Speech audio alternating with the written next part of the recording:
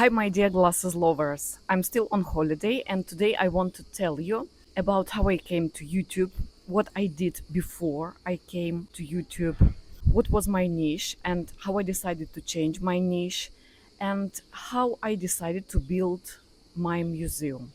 So, first of all, I need to tell you that before this channel, I was on Instagram, and I'm based in Turkey, in Istanbul, and I had a Turkish Instagram account, and I was a content creator for a Turkish audience. It took me several years to build an audience of 20,000 followers on Turkish Instagram.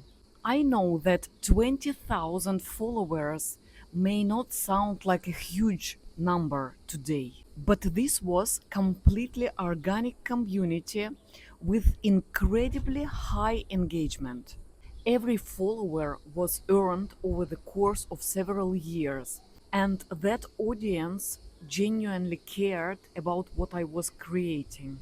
So, yes, 20,000 is not a very big number, but honestly, I think that it was a very big success because earning the trust of Turkish audience is not easy if you are a foreigner in Turkey. But I managed to do it. I built a community around second-hand shopping, flea markets, vintage fashion, upcycling, and conscious consumption. My content was being shared. I got monetized in this niche. I even appeared on CNN Turk on a program about conscious consumption and flea market.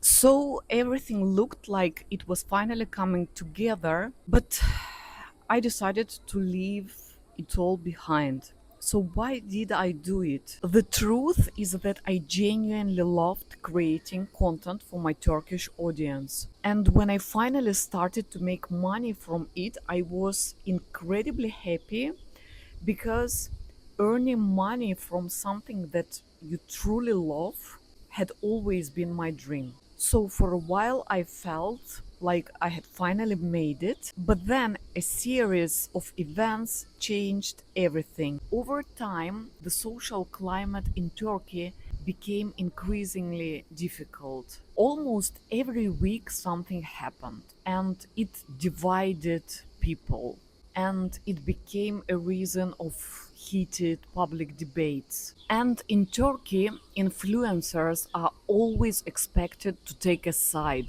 People want to know where you stand. There is even a Turkish expression, rengini belli etmek. It means to show your color. So, whether you want to or not, people expect you to speak up. For me, showing my color was never a problem, and I had always been honest in what I believed in. By that point, I had been living in Turkey for almost 20 years. I had always felt that I was part of Turkish society. I had built life there. I had contributed to the country in my own way. I had a lot of ideas I wanted to share, and I really cared about everything that was happening around me. I think my biggest problem was that I never saw myself as an outsider. So I did show my colors. I was honest about my views. But the response I often received was, "Who are you to speak? Go back to Russia. Talk about these things in your own country." And eventually, I understood something that was really painful for me to accept. No matter how many years I lived in Turkey, no matter how much work, love, energy I gave to the country, there would always be people who saw me as a foreigner, as someone who didn't truly belong. And I just realized that I might hear this for the rest of my life. I fully understand that when societies go through difficult times, some people can't accept political and social views from someone they still see as an outsider, as a foreigner. I can understand that. Maybe it's part of human nature. Perhaps the same thing happens in many other countries. I don't judge people for that. But I realized for myself that this wasn't the life I wanted to live. I didn't want to spend the rest of my life trying to prove that I belonged. I simply wanted to work, to create, and to do something I love. So suddenly the numbers stopped mattering. The monetization stopped mattering.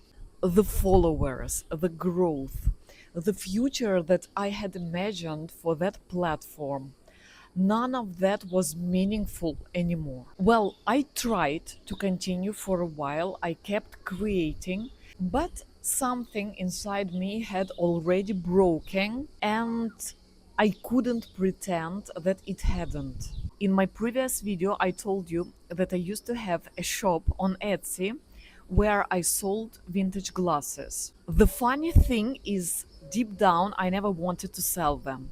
I always wanted to collect them. Even before everything happened with my Turkish Instagram, I had started to share unusual eyewear finds with my audience. I created outfits around those glasses. I told stories about those glasses. I really enjoyed making that kind of content. But somehow it never resonated the way I had hoped. Only a very small number of my followers truly understood why I was so excited about those eyewear finds. So actually, I already had this passion for glasses.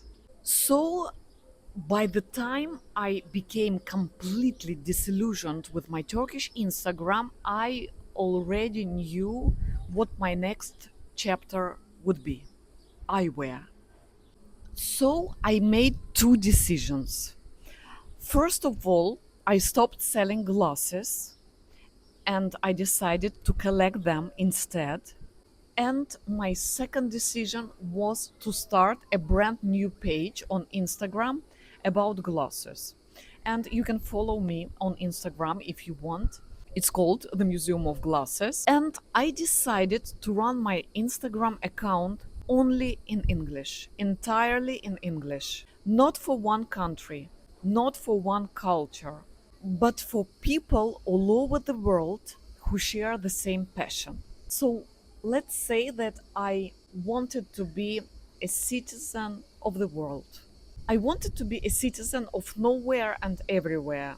Someone who discovers unusual, beautiful glasses and shares them with the people who speak the same language, the language of eyewear. So that's how my glasses Instagram was born. I honestly don't even remember how I decided to give YouTube a try. Well, I knew that it wouldn't be easy, especially with a niche like mine. I'm not even someone who loves making videos. But here I am making videos for you. I think that growth on YouTube is painfully slow. Sometimes I even feel like nothing is happening. But here I feel at peace. I feel like I'm exactly where I'm supposed to be. And it's very interesting. I have never regretted leaving my Turkish Instagram, not even once. I no longer absorb anger and negativity happening around me. I don't want a job that asks me to carry the weight of the whole world on my shoulders. I'm deeply grateful to my Turkish audience. Some of my followers followed me to my glasses page, and I'm also very grateful to the people who criticized me. Without them, I might never have understood where I truly belonged. I don't regret my Turkish Instagram at all. It was a beautiful chapter of my life and it led me to this channel. If you feel that you are not where you are supposed to be, just ask yourself why. I'm sure that you will find the answer very quickly. You know, now I understand that our true growth is not always about numbers, but it's about how we feel about ourselves. So the numbers are not really important sometimes. And don't be afraid to start over. Take it from someone who decided to choose one of the tiniest niches on YouTube, me. Thank you for spending this time with me. This was Tatiana and the Museum of Glasses. See you in the next episode. Bye.